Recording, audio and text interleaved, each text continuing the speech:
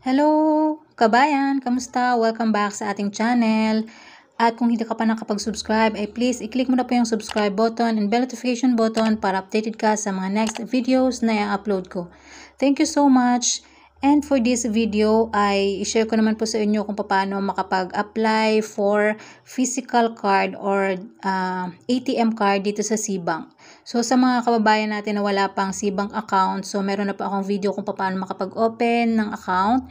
At meron na din po akong video kung paano makapag-cash in and kung paano kumita ng interest dito sa SeaBank account natin. So, pwede nyo pong i-click yung aking link sa description box or sa comment section, or pwede nyo pong i-enter yung aking referral code para magkaroon po kayo ng 50 pesos upon registration at kapag nakapag-cash in kayo at least 1,000 pesos.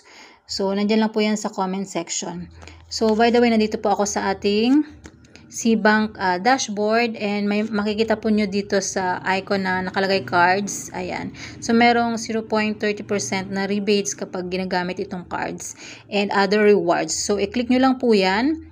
And once maklik yan, ito po yung lalabas. And then, click nyo lang po itong get your physical card. So, once maklik yan, ayan, ito po yung mga benefits ng card. Cashback on in-store payments.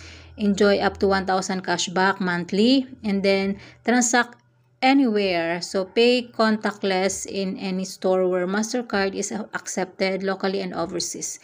And you can track your rewards, view your cashback rewards immediately after transaction posting. So, ang card po is may bayad na 150 pesos at ito po ay makakaltas sa ating SeaBank account. So, dapat merong laman na at least 150 pesos yung iyong SeaBank account para makakuha po tayo ng card.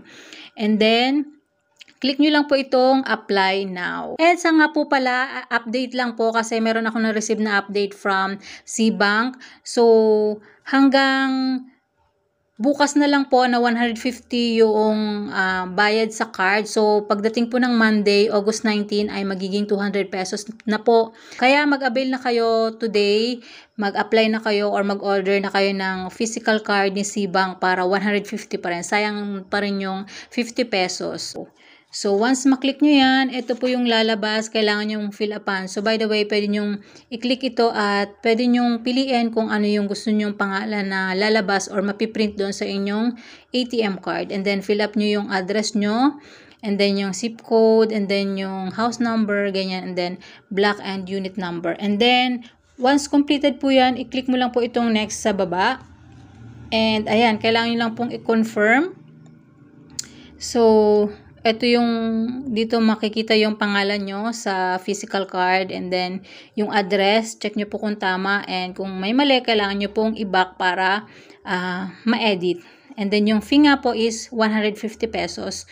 So, makakaltas po yan sa ating SeaBank account. And once okay naman po ay click nyo lang po yung confirm. So, once maklik yung confirm, kailangan nyo pong i-enter yung inyong SeaBank password. So, type nyo lang po dyan and then click nyo yung next. And, ayan, after nun ay na-receive na ni SeaBank sa system nila na nag-request tayo ng physical card or nag-order tayo ng physical card. So, makikita nyo dito kung ano yung pangalan na lalabas sa ating SeaBank account or ATM. And then yung billing address, ayan. Then click nyo lang yung done. And then once done, ito po yung lalabas dyan.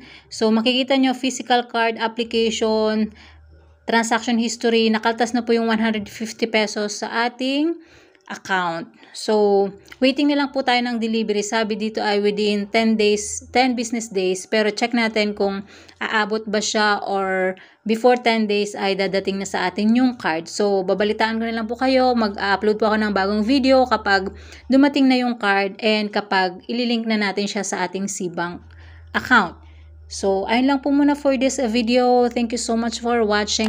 At kung hindi ka pa nakapag-subscribe, ay please click mo na po yung subscribe button and bell notification button para update ka sa mga next videos na i-upload ko. Thank you so much!